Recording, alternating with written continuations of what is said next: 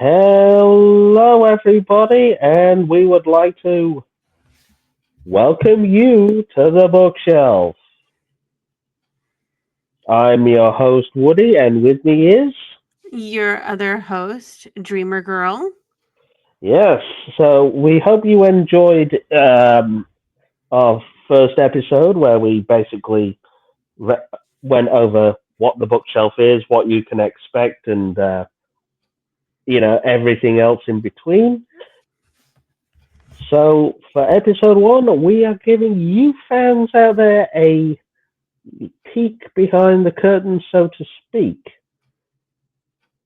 Exactly. And I mean, it's a very small peek behind our curtain. Yep. So we want to give you just a little talk about who we are, what we are about, where so you can get to know us a little bit better. Exactly. So who wants to go first? I guess I will.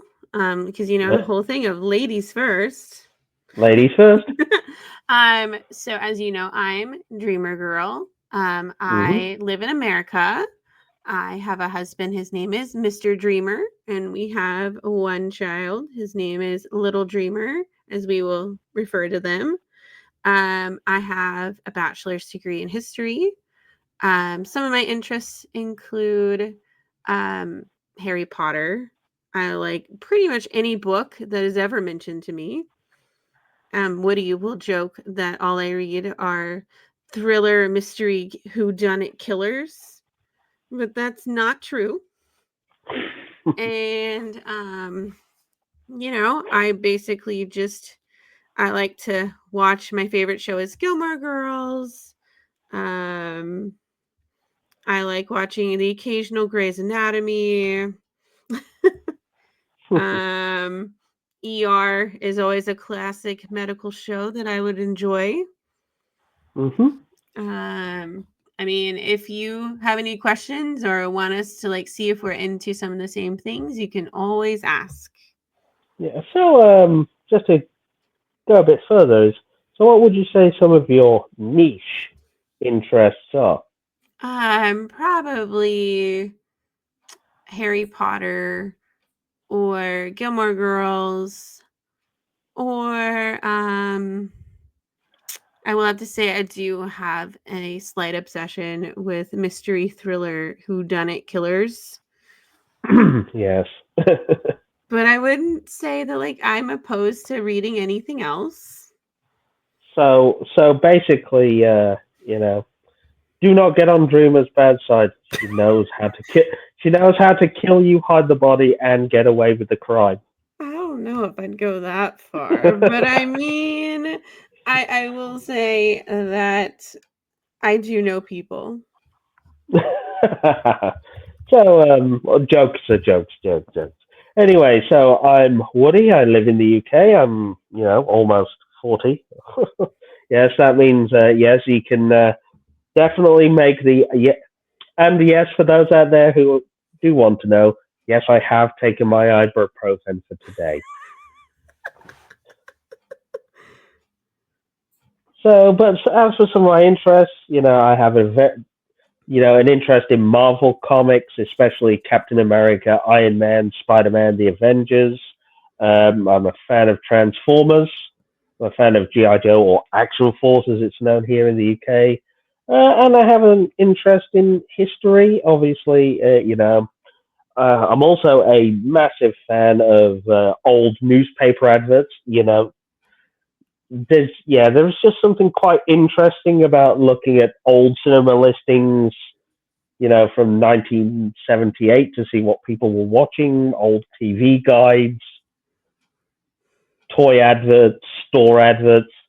They're quite fascinating. The other thing I like is 80s and 90s television and B movies, especially the more schlockier and low budget and cheesy, the better. And then, do you have any other interests outside of like um all of those that you mentioned?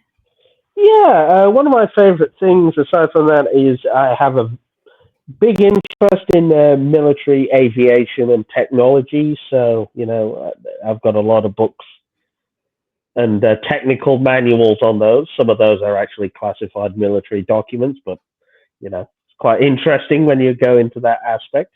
Mm-hmm. And then I know that we've discussed, and you like, boxing and wrestling and Yes. Yes, I did stay up till 6 a.m. Yesterday to go watch the Jake Paul versus Mike Tyson fight. Oh, gee, yeah. The and then less said about the I know you also have a like tell us about the X-Files. yes, one of the things I found. Goes back to something I found on Audible recently. Is I remember in the 90s, I liked the X Files, and I had a lot of the Charles Grant spin off novels that were based on, the X Files stories. And I absolutely loved them as as a teenager and young adult. I read them. And, as I grew older, the books, they're either thrown out, sold, whatever, and then one day I was browsing Audible because working working full time and nights. I don't really have much time to read as much as I used to, but I absolutely swear by Audible. So I can I actually, I guess I swear by Kindle Unlimited, just like you swear by Audible. yeah. But the thing is, the best thing is I can find a book where you can say, "Oh, I've read this book. I'll just buy I'll just check it out on Audible and listen to it read to me." But anyway, back to what I was saying is I found the old Charles Grant X Files audio stories on Audible, and they were it felt so great to have a fantastic narrator called Patrick Lawler sit and read these stories completely unabridged over 8 to 12 hours. Hmm. I might have to look for those. And obviously, and it got me looking back at the TV series again. And it was a fantastic sci-fi series. And then obviously with the expanded universe in the the three anthologies they've created, plus the origins and further books they've created. So, X Files, it may not be in our television screens, but it still remains a cult presence on the TV through reruns and continued books Mm-hmm. these days. And yeah, I think everybody remembers the X Files at some point in the 90s because it was such a cultural phenomenon. Yeah, it really was. I mean, you look back and you're just like, huh. Yeah, I think the thing about the X Files is, let's be real, it appealed to a wide variety of people, whether it was, for people who were interested in sci-fi, there was that. There was horror aspects in some episodes. There's government conspiracies and cover-ups. There was also that, and there's even some episodes that were just straight up murder mysteries. Mm-hmm. And then I would say some of my other interests would be I like anime. I Hmm. like Gundam Wing. I don't like your typical girly anime. I mean, Yeah, well, yes, I do love a good Sailor Moon here and there. Give me giant robots destroying things. yeah. Who doesn't love a good bit of mecha anime? I mean, for a lot of us out here, we grew up on the likes of Transformers and early Gundam. So And Little Dreamer is into the Transformers. I, I, I, That's been an exciting thing. I actually have to hold my hand up and admit that I was partially responsible for leading him down to that path of temptation and corruption. I don't know if I'd call it corruption. I would call it an education. Look, let's be real. We've corrupted him in the ways of. We've sent him down the path. The next steps for the Little Dreamer after this. Is the likes of Macross, Voltron, Gundam. Further down the line. Or you could end up having him watch VR Troopers. I mean, does anybody know about VR Troopers? Actually, yeah, that was a very, very cult '90s kids TV show. But again, sadly, one of the many, many casualties of Power Rangers. Yeah, and I mean, he knows about Power Rangers. Like he said Power Rangers the other day. Yeah. And so I'd say I'm into Power Rangers. I mean, but that's more like a nostalgia thing.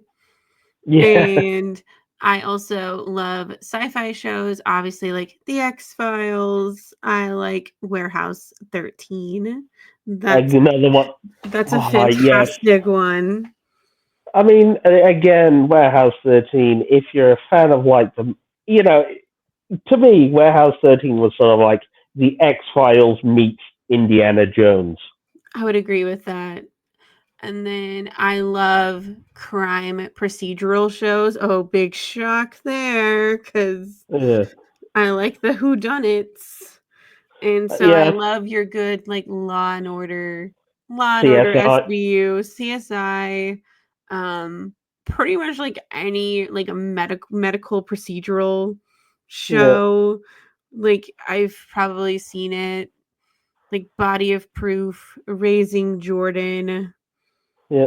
So since we're talking down that direction, so what would you say your favorite of the big three-letter CV shows was your favorite?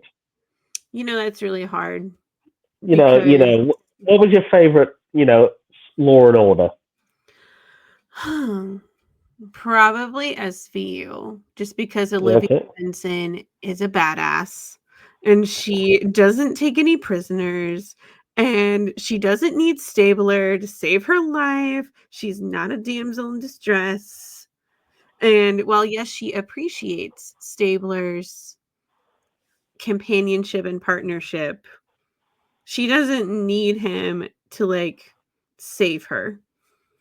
Well, okay. What about CSI? Hmm. I do have to say I love me a good Las Vegas because that's like Oh, the OG.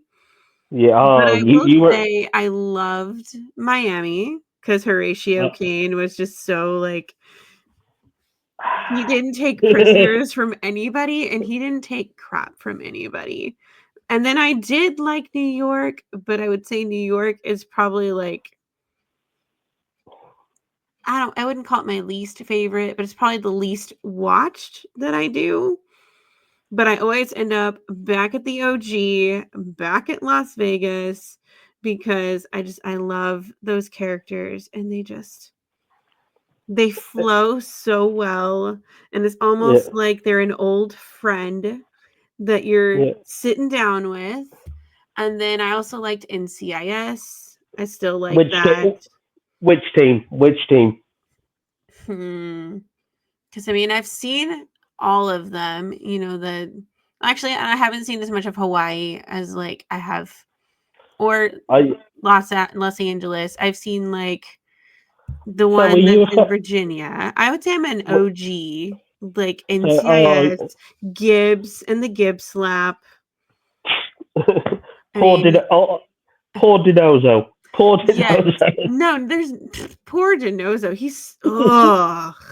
Like, no, I love McGee. McGee so, is just so he's so basically, wholesome.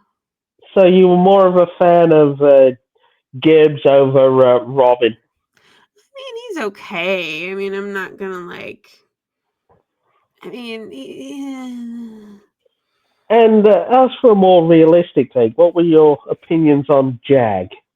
Since I that was a did. very Oh, popular '90s crime drama. oh, I love Jag. I love the fact that you have a Marine officer that is a female who, again, is a take no prisoners. She can like defend herself. She doesn't need a man to like save her life. It's very nice, but she doesn't require it because she can kick ass and take names. She's a she's a Marine. Well, yeah, they like simplify. I mean, and also like I loved the whole like legal like aspect of it and how they kind of did action and legal and it like combines like my two favorite things. Yep. And I love me a good procedural show. And Mr. Dreamer is always like, "Is this all you watch?" And I'm like, "No. I mean, I have other interests, obviously." Because Yeah. I have recently gotten back into an old show. I don't know if you would have heard of it, Woody, but it's called Seventh Heaven. No, I. So I don't I'm know if you afraid would that like one. it. It's like a show based in California, and the family, the guy's a reverend. You don't really know what denomination he is. You never really know. And it Hmm. follows his family, as like a pastor's family. I mean, granted, it gets a lot of bad reputation because the main guy came out about sexual abuse like years later. But I don't watch it because of him. I watch it because Beverly Mitchell is in it and she's like a fantastic actor. Hmm. And she's so wholesome, has her own podcast. It's really exciting to watch that. Okay. Yeah. See, when it comes to policey things, I'm more of the fantasy aspect of things. Mm. Like, You what would know, you say I your favorite show there is? while I was a fan of the CSIs and stuff, I think what drew me was the Peter M. Lenkov verse. Mm. You people out there probably remember it. It was the reboot of Hawaii Five O from a few years Yes. ago. Hawaii Five-O is such a classic. That new cast was absolutely fantastic. They were amazing. It was beautiful to watch that. I mean, it was a show I loved that not only paid homage to the '60s and '70s TV series that came before it, but it took it in an entirely new direction. And yeah, I get a lot of it was very fantastical, given the fact that you know 50 had computers that Tony Stark would have been jealous of, Absolutely. and there was a lot of shootouts, fights, brawls, but I mean, come Absolutely. on, who didn't enjoy Steve McGarrett at the end of each episode of Hawaii Five O doing the super takedown of the main villain of the episode in a In an remark. epic battle. Yeah, there's bullets flying everywhere, and it's And fantastic. somehow he doesn't get shot. Oh, he does, but if he does, he's action man at He the just keeps going and he like somehow like magically doesn't die of like blood no. loss. No, but then the other aspect I also liked of that was the McGarrett Danos bromance they had Mm. throughout the series. It was fantastic. So since I you mean, mentioned like 60s, 70s shows, Knight Rider, what are your thoughts oh, on Kit? Would you want a car that talked to you? of course I would. I mean, Knight Rider is one of my all-time favorite. Super, that is one of my weaknesses. I love those 1980s super machine shows. Knight Yes. Rider, Airwolf, Blue Thunder, Street Hawk. I love them because it was a nice blend of ultra futuristic technology at the time. And, I know looking back now, all the things Kit does is like really dated. But Yes. you got to think back then, the idea of a car going 300 at 300 mile an hour on his own was like And talking in the super. Mr. Feeney voice. Yes, yeah, fantastic. One of my all-time favorite TV shows. I have to say, I do love Knight Rider too. I like older TV shows, I mean, and I Yeah, watch like Emergency, Knight yeah, Rider. I'm sometimes a sucker for Little House on the Prairie yeah. and, the Waltons. Ah, yes, that was a good night, Where they John go, boy. "Good night, John Boy." And then the joke becomes when you do that in your own home, you're like, "We're not the Waltons." And then, um, of course, I love me a good Archie Bunker. I mean, who doesn't uh, love a good Archie Bunker? yeah, I think a lot of people got called meathead because of that one.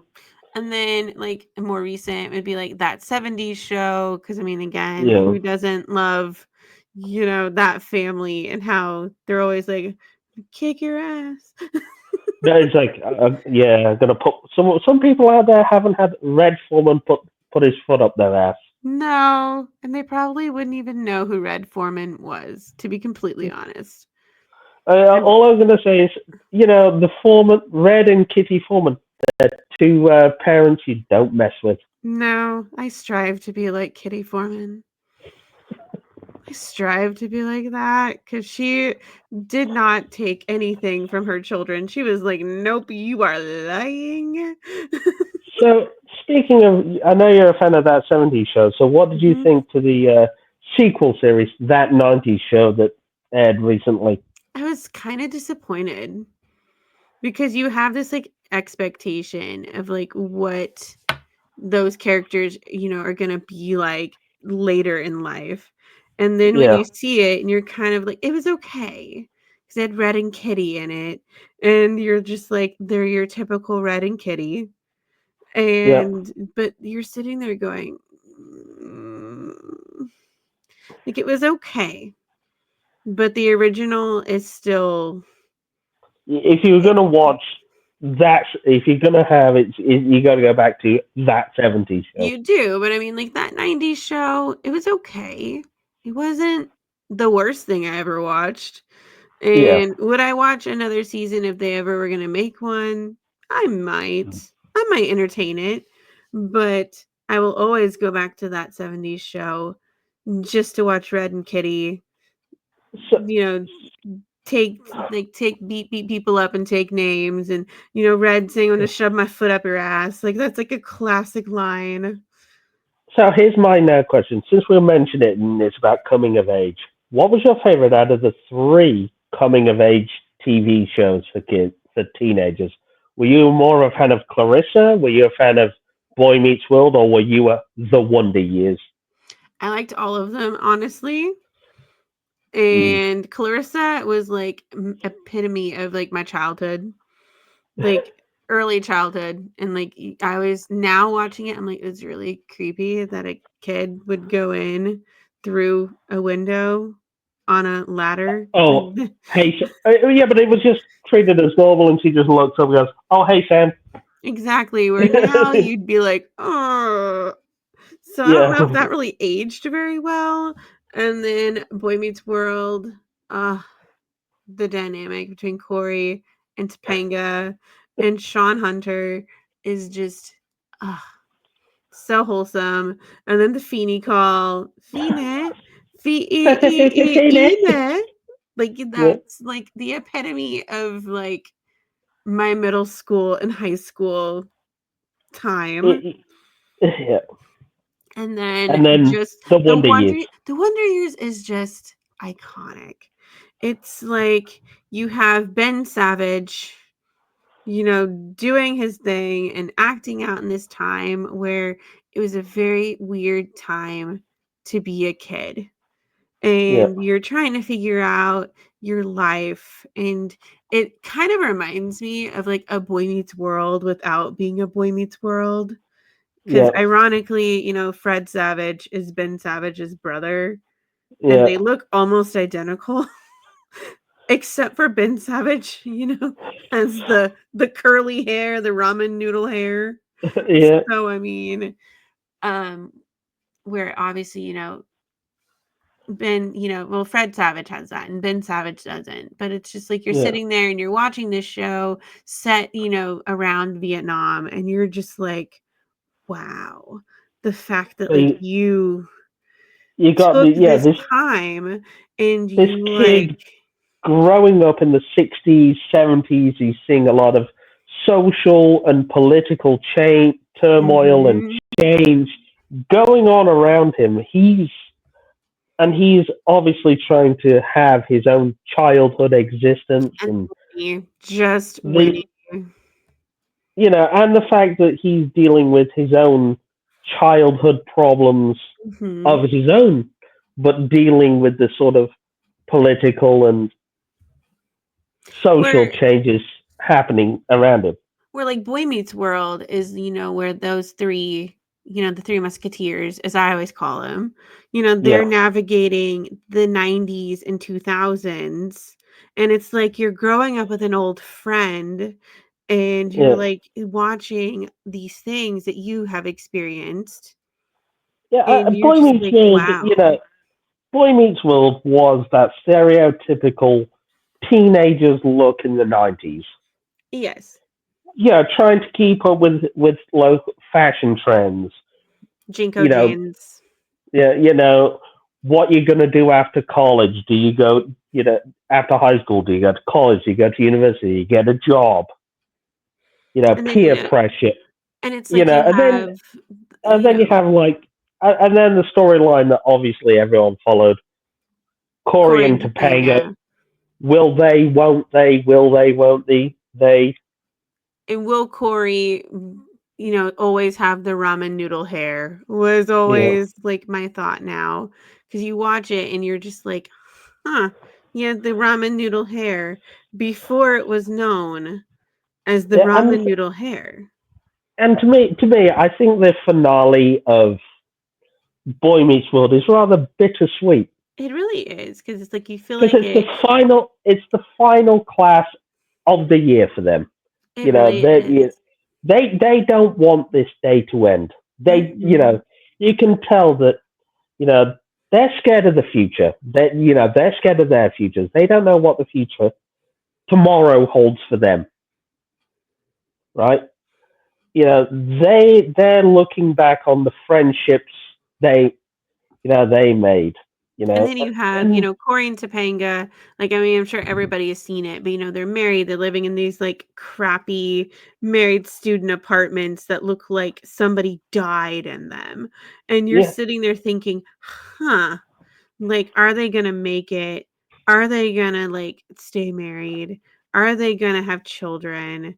What is Corey gonna do with his life when he graduates? Is Topanga gonna be a lawyer? Because you know that that's what she wanted to be. And you're sitting there thinking, huh, I wonder. So then when Girl Meets World comes out, and you see that Corey and Topanga are in fact still married and that they yeah. have two kids, and then when you find out that Corey is a teacher, you're sitting there like, huh? I But mean, then you even when say the it makes sense because Feeney made this like huge impact on his life and yeah, guided him through his entire childhood essentially, because he yeah. was always at all the schools that he went to, I and mean, I ironically, just which would not really happen because ideally, if you are, able to teach middle school, you can teach high school, yes. But I mean, he must have had like a PhD or something to go teach college because you kind of but I have mean, to. even the finale of Boy Meets World, when even Mr. Feeney is sad to see them go, Because they've and in a they've way grown up. he doesn't want to let them go himself No, and because he has his hard time he's doing that. and he's you feel like he's become connected to them over the Mhm. years. And Mhm. it is a journey from the episode one to the finale, Yep. and you see the characters in Boy Meets World blossom, grow, change, and Mature. under, and understand the wisdom that Feeney was parting on them the whole time. Exactly. And it's like this magical thing. And the fact that that got to be part of my childhood is like, Yeah, it's so iconic. And it's like hysterical that I can sit and rewatch these episodes and I can still laugh like a hyena at like most yeah, of them. And then you're sitting there and the ones that deal with like social justice or like something that dealt with like an issue that is still an issue today. You sit there and you go, like that's yeah, still relevant to today's yeah. youth in a way where the Wonder Years, I feel like it's relevant, but not in the I same mean, way. I did like the Wonder Years. I think it I was a love Wonder fantastic Years. show. It was a fantastic show, but it was a time capsule.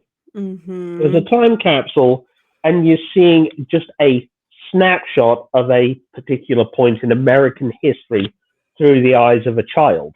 Now they have redone, like they've remade the Wonder Years in a way where they like have it in the aspect of an African American family, which Yeah, I think still makes it relevant in yeah, today's but it's still. society, but it And still the thing is is, like they. only a time capsule because you're talking about this like time period in Yeah, history.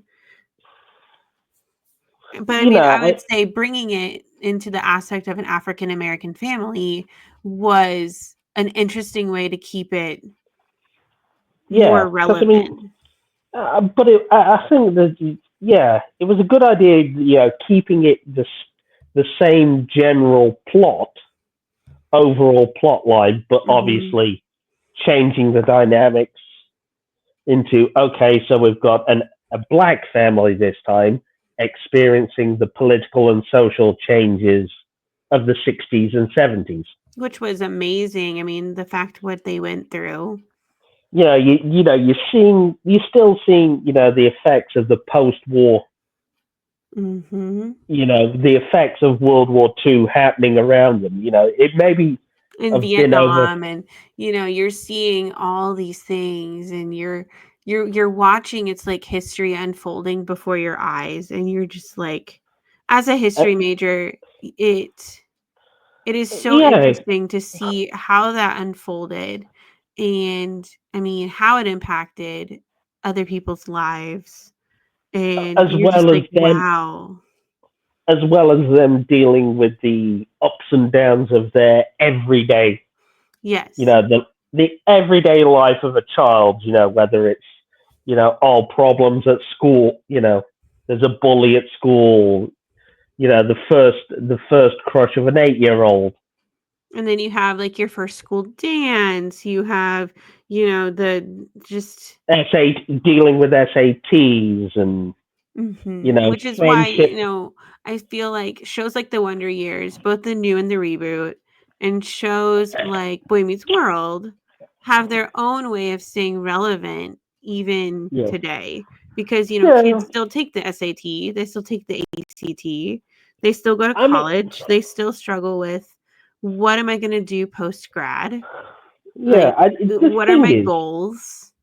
the thing is, the way I feel about it is Boy Meets World, like you say, is perfect for that post-elementary school life or primary school in the UK.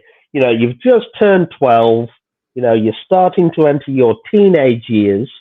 You're going into the high school system. And you're navigating the trials and tribulations of teenage life, the high school system, Mhm. and what to do after high school. Mhm, and then it's like, do you go to college? Do you go tech school? Do you join the military? Do you do nothing? Do you go work at a grocery store? Do you start your own business? Like, what do you Yeah, do with your life? Because, you look at in Boy Meets World, Corey's dad worked at a grocery store, yeah, and then he ends up, I think if I remember correctly, he ends up getting his own business. yeah, yeah. If I remember And correctly, it's been so long since I, like, sat and watched it, I 'cause mean, yeah. And then you got like Clarissa, that was more a case of okay, the navigating the world as a teenage girl in the 90s. And then the fashion, the fact that you're like watching Melissa Joan Hart just kill it with all those outfits. You're just like, The wow. 90s fashion in a nutshell. And most kids today would probably be like, ew. Yeah. And then they'd And be like, then obviously, it's her friend coming in through her window. That's creepy. but I mean, the thing is, I just, I think it was just like, but it was the 90s. It was just, they knew who he was. They knew it was just a Now thing he did. I have a question. Now, did you watch the show All That? No, we never got that over here. Oh, But that's fascinating. I did watch another coming of age TV show at the time, Saved by the Bell. Oh, now that is classic 80s, like just Zach Morris, Screech, AC. Yeah, the Just 80s. Oh, AC Slater and his muscle tees, like just, and then the leg warmers, like just the leg warmers. and then there Used was to, the then there was the, what was Tiffany Amber Thiesen's character? Kelly. Then there was the whole Zach and Slater versus fighting each other. Trying to get Kelly, and Yeah, Kelly, of course, ends up getting with Zach, and they yeah. get married in Vegas, and you're just like, what in the world? Like, why are you getting married in Vegas? But then you're sitting there going, okay, cool. Like, if that's what makes you happy in life, like, go get married in Vegas. But then you also look back on the episode, you realize just how much of a I hate to use the term, but douchebag Zach actually. Oh my gosh, no, it did not age very well. Like, I went back and watched it a few months ago, and I went, ooh. You look at how Zach treats not only the people around him, but his own friend group. You look back at him and go, ooh. Like, I went, oh, I was just like, oh, I was like, if I was around Zach, I probably would have drop kicked him because I'd have been like, you don't talk to me like that. You don't act like a douchebag. Like, just grow up. And then you look at Screech, and Screech is just like, you look back and you realize that Slater may have been the sports jock, but he was actually he was more polite. Like, he had his own douchebaggery moments where you're sitting there going, ooh, like, you didn't just do that. And then, because he would hit on, Kelly, and I'm trying to remember what the other girl's name was. Yeah, but she was the one that ended up with Screech in the later episode, wasn't? Oh, because there was Lisa, and then you had one other one. Screech ended up with Lisa towards the end of the series, didn't he? I think so. It's been like, I've only watched like a few episodes, like here and there. Yeah, and then there was the tall girl. Oh, I forget her name. But there was the episode where she had got addicted to caffeine pills. That was a major story. Yes, and like, kids today still get addicted to caffeine pills. So even that episode today is still relevant. And I'm looking up the other one. It's like right there at the tip of my tongue.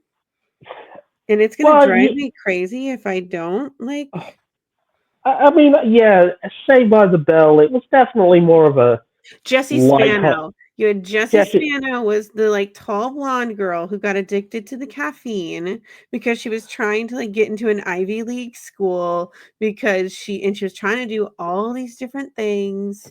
And then you have, if I remember correctly, it was Zach who like helped her get through her addiction to caffeine pills. Yep. And I mean, that is the moment where he was not a douchebag. And you're like, except when his mentality changed because he realized, well, maybe if I be nice to her, she'll get with me. But then he realized, well, hang on a minute. I like Kelly, so I'm going to go be with Kelly. And Kelly's my girl, and Kelly is...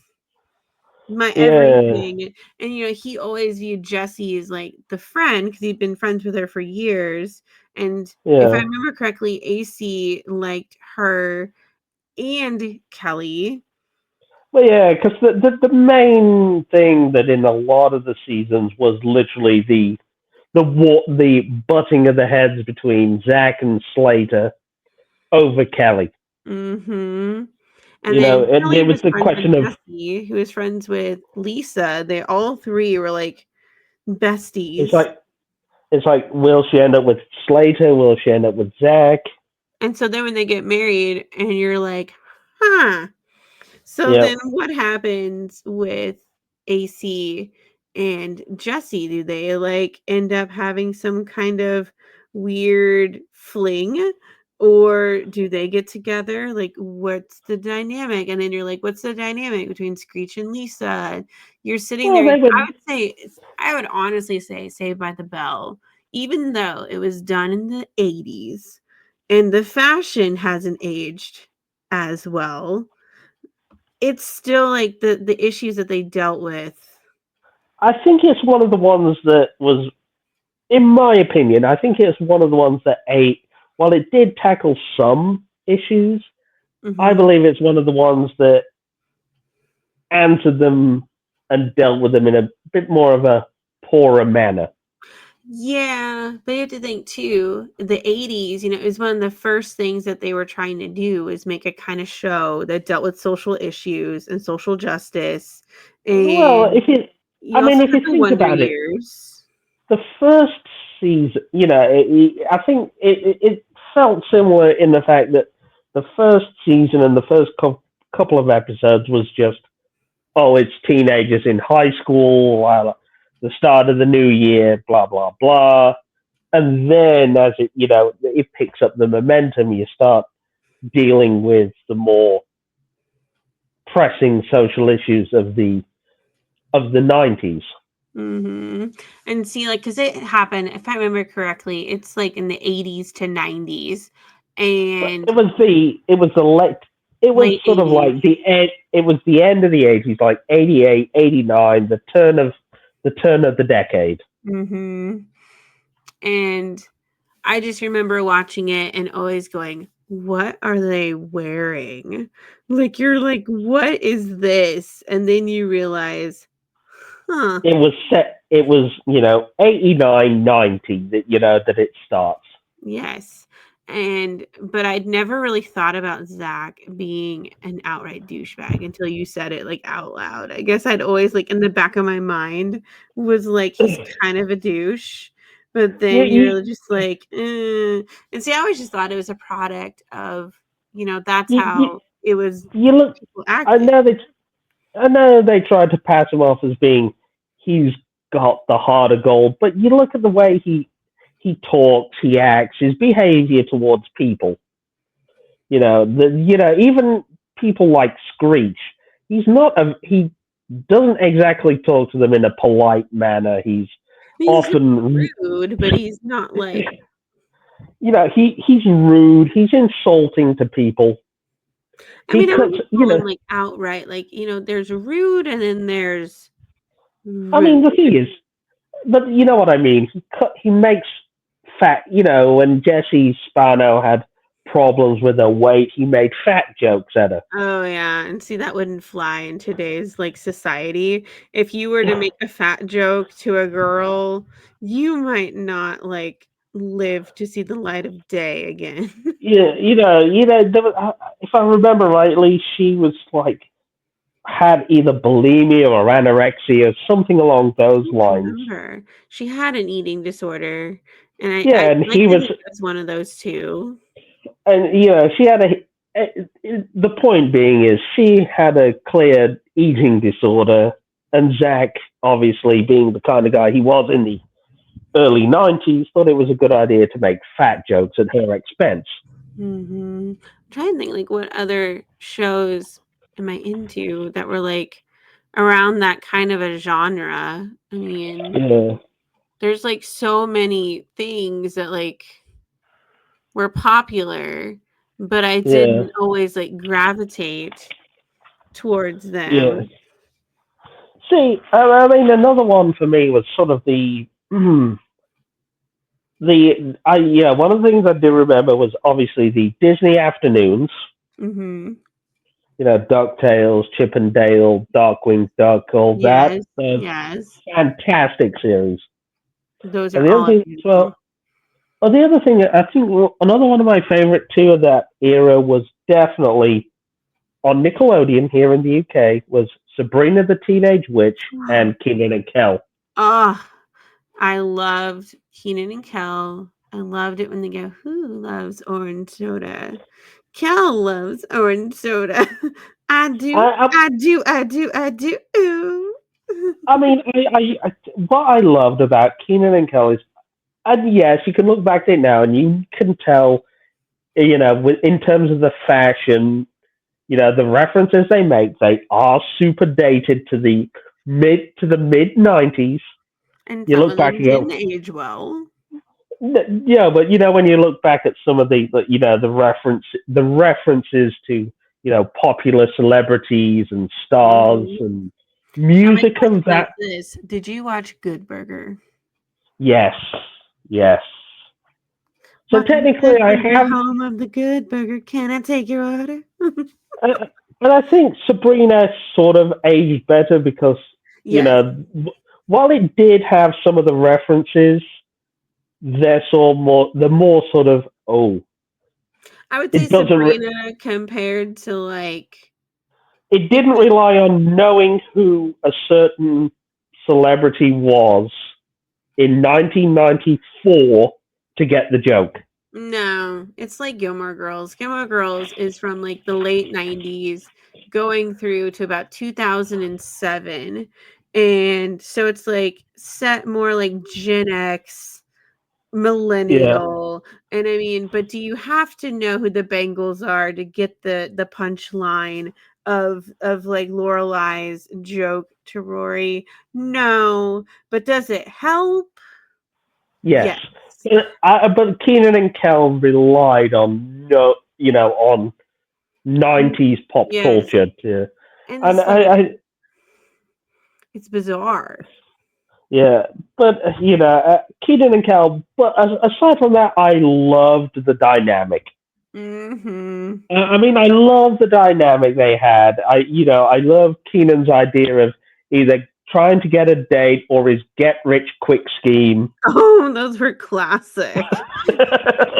It was like some get rich quick scheme. They was like, right, we'll do this, then we'll do this, and then, I mean, it was you know, I mean, fantastic. look at the pilot episode, right? Mhm. Cal accidentally drops a screw into Keenan's pot of tuna. Keenan eats it, almost chokes to death. He, he then sues the tuna company, Because he and he's thought on, that because he thought that and it then was fair. and then as he's on the verge of winning a multi-million-dollar lawsuit, Cal takes the witness stand and tearfully admits, I dropped the screw in the tuna, thus unraveling the whole plan.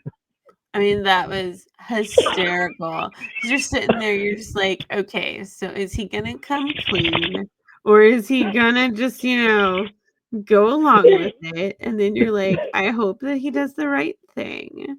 But Because, I it, mean, but but it, honestly, he would have no idea that, his friend accidentally drops the screw in the tuna, and then he almost dies. or there was another episode where Keenan's dad, played by the excellent actor Ken Foree, who has been in a load of horror films, they're looking after his pet parrot, Twizzles. Mhm, Toodles. The bird accidentally dies, Oh, I remember this. and they try to cover it up. Yes, they do. And of course, they're unsuccessful as usual because they were always unsuccessful.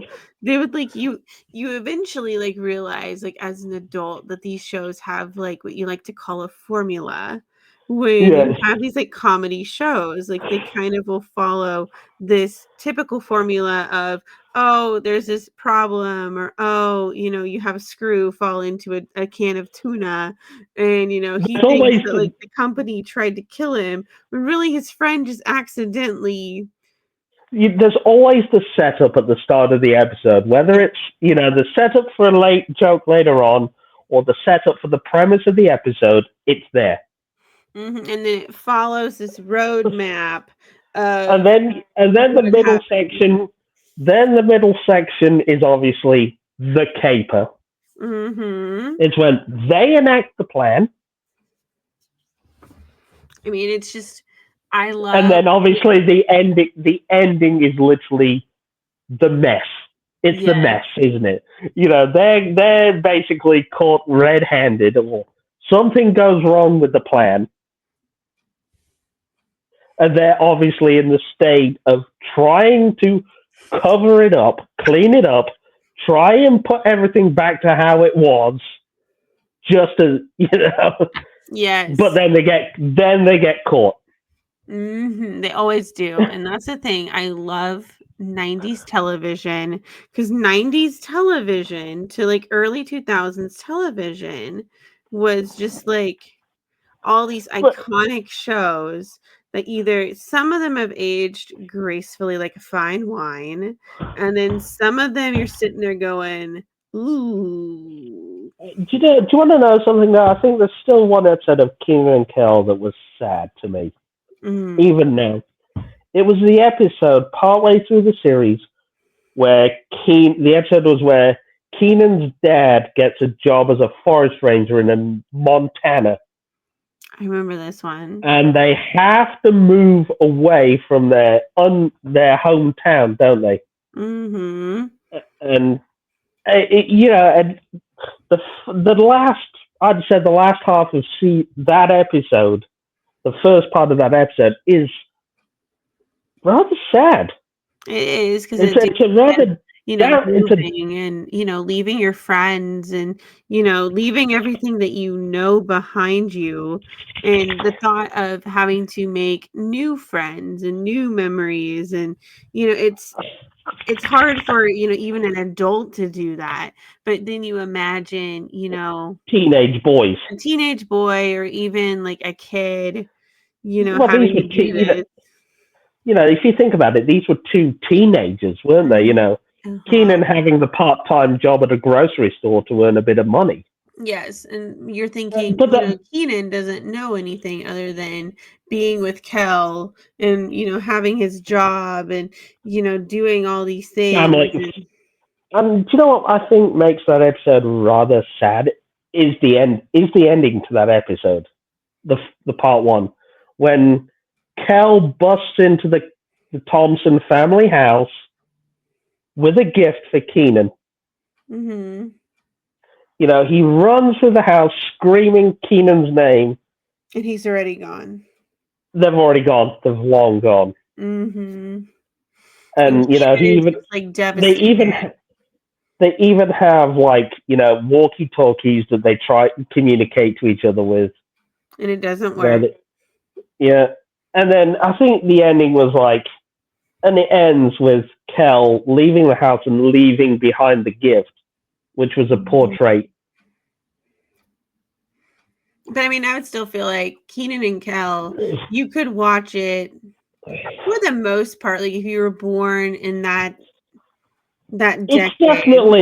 It's definitely a show aimed at the the millennial market, because if you think about it, it was aimed at people who grew up with early 90s pop culture and rap music. Mm-hmm. In a way, it was also kind of sort of like the Fresh Prince of Bel-Air. Oh no, that's a classic, iconic show too, along with Family Matters and Urkel going, "Did I do that?" I mean, I always love Fresh Prince.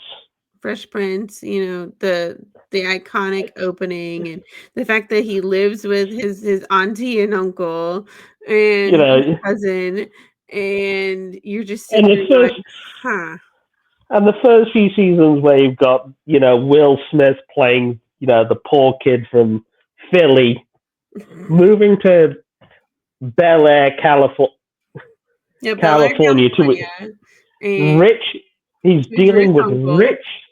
His uncle's a rich lawyer. Mm-hmm. And then gelling with that family. And it's like it's And almost like he'd always been there. Like it was rough the first 2 seasons because he's trying to figure out how he meshes with them. And then once he yeah, figures it out how he meshes with them, it's almost like there was never a time where yeah, he but didn't sit there. I also kind of love that sort of cultural meshing. Mm-hmm. When you got Will's urban influences and upbringing, where he's clearly into the rap music, he's into the fashion sense of all that Philly side of things. And And then then you've got Colton who's listening to classical music, wearing fine tailored suits. and wearing, his sweater, around his neck and, looking He's preppy. He's a preppy. yes, He's very looking preppy, looking like the complete opposite of Will Smith's character. And you have Will Smith, wearing the like again muscle tees and just the he's like got the Jordans. He's got the yes, he's got the basketball. He's got the basketball jersey. He's got the cap and a jaunty angle. he's got the basketball shorts. He's looking very the complete opposite of Yeah, Colton, and you're just like, huh. and that and then that also dealt with a lot of issues as well. It did, and I would say The Fresh Prince of Bel-Air has also been one of those shows, like I mean, Boy Meets World and like, I The mean, Wonder Years, that has every, aged gracefully. everyone remembers the episode where Carlton gets shot by a mugger in defending Will in an episode, Mhm, and then mhm, Carlton goes off the deep end and buys a gun to defend himself. and you're like, "Ooh." But then Will talks him out of it. Mhm. Will And makes it's him see sense, and then eh Carlton leaves the gun on Will's bed, and then it's Will mhm. who picks up the gun, empties it, and puts it back down. Yes, because, Carlton was, just He'd he gone. he he was He tripping. blamed himself. He blamed himself, he was but, you have to also think the issues that he faced, you could still face today in 2024, just in Well, a little bit of a different manner. it was also like the episode where Carlton and Will were driving that. Remember that episode where Phil and his colleague went off on vacation. Will and Carlton followed in that guy's car, and they got arrested for allegedly stealing it. Yes. Will realized that they'd been profiled. Carlton, being the preppy kid, Who didn't really know life. understand it, was blissfully. No, we weren't. But then you also have those powerful speeches from you know Phil and his wife. Mhm. Those were, like, the most iconic things that you would hear, and you would sit and you'd go, "Huh." Like, that's interesting. So, I mean, that's why I always say that, like, 90s TV to, like, early 2000s TV was just so Yeah, it's very it, iconic, and, like, even you look at Saved by the Bell, late 80s to early 90s, you're sitting there going, "It's still iconic." And that's why I I mean, like those kinda shows uh, because yeah. they're around and people know about them, and you can sit and have a conversation about, Winnie and all of them, and you're like, wow, Winnie, what happened to you in 20, 30 years? We'll never know. Because But then they again, haven't done a flash forward episode where you're yeah, like, this is what happened to Winnie. yeah. But have some of the joke, what I always look about when I look at, TV's show, especially, young adult and teenage shows from the 90s and early 2000s, have some of the references aged well? Not really. Mm. Have some of the in jokes they told aged well? No, because I mean, and it's not because of the content of them per se. I mean, the content is most of the time reliant on knowing, news stories, current events, pop culture, celebrities, sports teams, and stuff Mm-hmm. like that from that era. And if you weren't around in the 90s and you don't know about, say, Michael Jordan, You aren't going to get the joke that's about a, Michael jo- a, Jordan. a joke in a joke in Sabrina the Teenage Witch about, Jordan's flu game would slip right under the radar watching back now if you aren't aware of the time. Mm-hmm. But, like you say, a lot of the writing, though, does actually still hold up very well, as does the acting. Mm-hmm. I would agree. The acting, you sit and you watch these shows, and I think what makes you stay in love with them is you can still watch them now. Like, I'm in my mid 30s.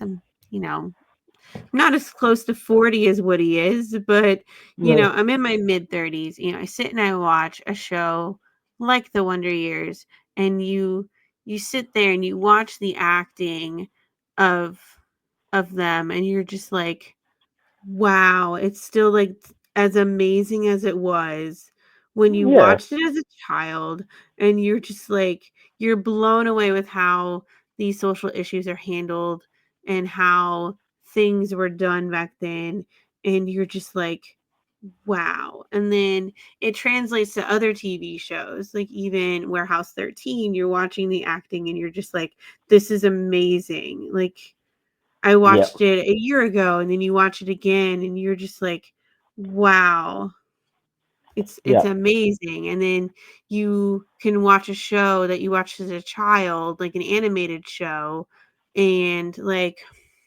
I'm trying to Say for think what one. example, we look back, we may watch like My Little Pony or Transformers from the 80s. We go, ooh, that was a bit Well, ropey.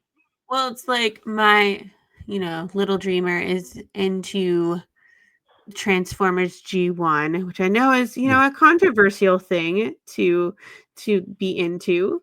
And it's No, it's not. really, No, and Transformers G1 is one of those shows that is immensely popular, and it will still be around. It's celebrating its 40th anniversary this year. That shows the longevity and the power that Transformers G1 actually still has. it's so really, to me, it's really cool to see the animation of G1, and then you watch like Robots in Disguise, and you're just like, you can't really compare the animation styles because it's like apples to oranges.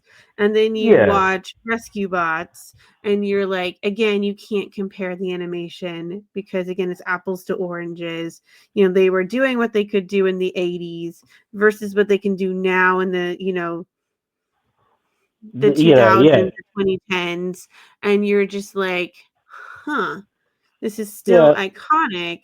And, granted, they'll never make Megatron the way that they do in G1 ever again because Yeah, they won't ever do that. But you're sitting there, and I can see why it would have been an iconic show for you because, yeah. But you would have grown up with you also have to factor in that a lot of these TV cartoons in the 80s and 90s were literally 30-minute toy commercials. Because that's how they You would know, sell their product.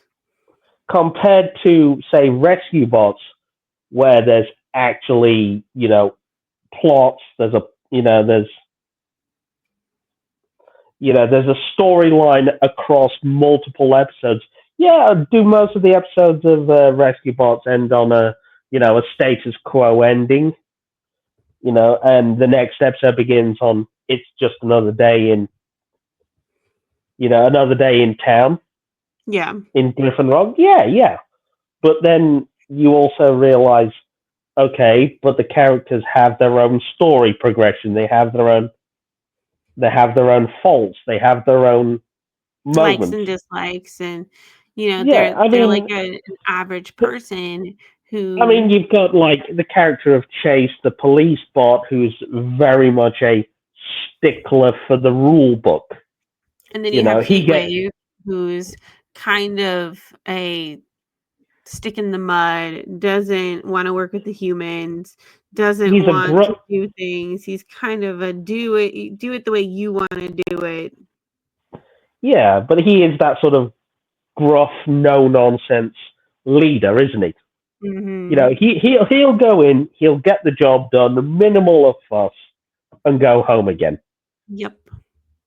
But then you also have episodes of Rescue Bots where Chase is learning and understanding about Earth culture, and there's episodes where Chase uses Heatwave as the butt of the joke.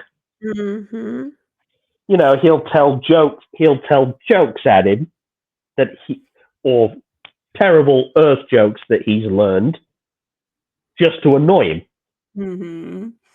Or there was an episode where he splattered Heatwave in the face with a custard pie because Chase learned Earth-based, human-based comedy often has a custard pie to the face. And people fight, and he apparently found out that through learning basic Earth culture that smacking someone in the face with a custard pie was funny. Now, I do have a question, because you said that you liked to watch. Did you ever like watching Nickelodeon? Did you watch shows like Hey Arnold and like Cat Dog and Ren and Stimpy and like? Oh yes, I was definitely a fan of and that's what I liked about Nickelodeon, because there was a lot of things on there that were rather out there in terms of animation. When you look back on shows like Ren and Stimpy, Are Real Monsters, Hey Arnold, Pinky and the Brain. Well, that was but I mean shows like that. I'm trying to think of the other ones. Rocko's Modern Life, Doug, Cat Dog. Yeah, Doug I liked. I preferred the Nickelodeon to the Disney, but I did too. The Nickelodeon was just the most iconic one, because you're sitting there and you're like, do him and Peppermint Patty, Doug, I think Doug was one of those fantastic coming of age cartoon series. I think her name was Peppermint Patty, if I remember correctly. Was the girl that he liked and was like crushing on. It was like, ooh, it's she's so pretty. But I mean, it was great because you had Doug, living his life as an ordinary schoolboy. He's in high school. He's got his best friend Skeeter. He's got his crush Patty. He's got his dog. He's got his family. He's got a bully in Roger. What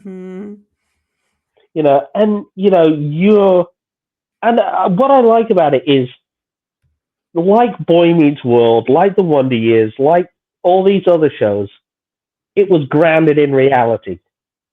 Yes. All of Doug's experiences in the Nickelodeon show were, things an ordinary teenager would go through. Finding, what does he want to do in life? trying to make some money, getting a job, Yes. And then, you know, you have shows dealing, like Hey Arnold, where he's dealing with living with his grandparents and, just and then you Helga. realize, but then you realize that, Hey Arnold, Hey Arnold was like Rugrats, like to me, because what you're seeing is real world problems seen through the eyes of a child. Mm-hmm. It's like, because if you think about like the story of Helga, Mm-hmm. when you look back at it now as an adult, but as a kid, you don't realize that Helga's trapped in an abusive household, Exactly. And so, I feel and like watching it and as a that you kid. realize, and then you realize now as an adult, the only reason Helga was the way she was is because she had an alcoholic mother, And it and and it she was, makes you sad because you're sitting there thinking, as a kid, I didn't realize just how deep Hey Arnold was. You thought it was just a show about a football head shaped kid who gets, bullied by Helga, and she goes into her closet and it's like, oh, Arnold. And it's kind of yeah. a creepy thing, like now But looking at it. And but then you when you realize see what she really was going through and what he was going through and his best friend, and you're sitting there just like, you realize as an adult. that these are real world problems. Mhm. And this is how if you think about it, this is how a child, that's just leaving childhood behind and entering his, young teenage years, assumes about people until he learns the truth. He just Mhm. assumes that Helga's a bully, but when you actually look deeper, she's in an she's in a, she's being abused by her parents. And then he's living with his grandparents because I think his parents, I forget exactly, like I think they were off doing something, or But then you realize, could that be just his grandfather, just making protecting it his him and saying, "Hey," when really his parents could have possibly either A, abandoned him to go off or to do past, their own thing, or passed away, or and the grandfather's, his grandpa's just protecting him by saying that they've gone away. they've gone away, they're doing something, they'll be back. When really you're wondering, like later, as an adult, now I sit and I wonder, did his parents come back or did he find out the truth? Yeah, like with Rugrats, because I mean, when you look back at it later, you realize that Tommy was a preemie. You know, you realize, but then you're seeing like the real world problems told through the eyes of a toddler. Yes, and it's so bizarre to think about, like, what are they seeing versus, like, what do we see as adults? And you're just like, you're amazed watching it as an adult going, "Huh, I missed that completely." You know how like Tommy just when Tommy remembers being a preemie, he doesn't know he's a preemie. He just He remembers being he just in that. remembers in this goldfish bowl. That's what Mhm. he names it as. He just remembers being in this goldfish bowl. Nobody knew he was there. He just saw this lady. He didn't know who she was, but as soon as she held his hand, he felt okay, Mhm. and he wasn't scared anymore. And then the story of Chucky and his mother passing away either during childbirth or just after. Mhm. Chaz being a single father. It's, that's why I loved shows like that and still do, because they, You again, know, they deal with social issues, but they do it in such a. and you know what I liked. I also liked about Rugrats that is even now quite relevant. What's that? Betty and Dee Dee's natural parenting versus the rule book parenting. Mm. Because if you think about the way, Dee Dee would always say, "Well, Lipschitz says." Yeah, but if you think about it, Dee Dee went by the rule book. She was given this list, by her pediatrician, these TV doctors, and they had the answers. That's the way Dee Dee parented. Mm. And then you go look at the way Betty parented Phil and Lil. Yeah, they were sort of natural parenting. It was like they were in the mud. They were like, eating. They were the ones eating bugs. They were the ones in the mud. They were playing, picking their nose, eating boogers, like all the things that Dee Dee would have been like, well, Lipschitz says that this is what we she'd do. have been. Dee Dee would have been seeing. Dee Dee was the kind of parent that Tommy goes in the mud. She's straight on top of him with a wet wipe in her hand, scrubbing him down and lysoling him. I won't lie. I would have done that earlier in Little Dreamer's life, but now I'm like, he's it's good for him, whatever. So you kind of went from the Dee Dee type parent, where it was strict rules, strict boundaries. The doctor says. I mean, I would still say it depends on the situation. What do I do? But I would say I follow my instincts, and if I see him rolling in the grass, I'm not going to be like, oh my God, like. But you know what I mean. Dee Dee was that sort of strict. Yes, I would say I'm somewhere in the middle between being a Betty and a Dee Dee. Like I'm. Yeah, but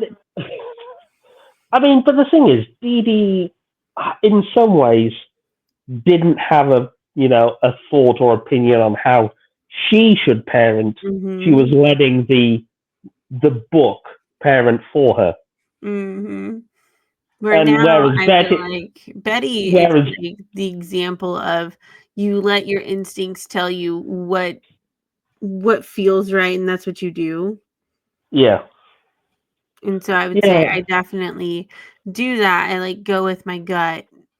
And then if my gut tells me something's up, then he goes to the pediatrician. If my gut says everything's fine. Yeah, if he's eaten picked his nose, eaten a booger, it's not he's like, yeah, he's fine. He's fine. He's fine. We all did it at least once in our childhood. We're still alive, and we drank out of hoses, and we. Yeah, we're the generations that rode bikes. We played in the creek. We drank from the hose. And we're still living. So I guess I always feel like a booger isn't gonna.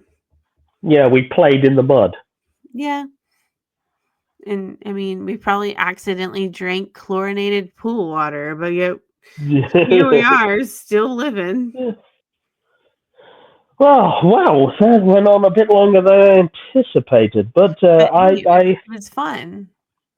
I hope you out there enjoyed this peek behind the curtain into some of the TV shows and movies and books and other cool nerdy things that we like.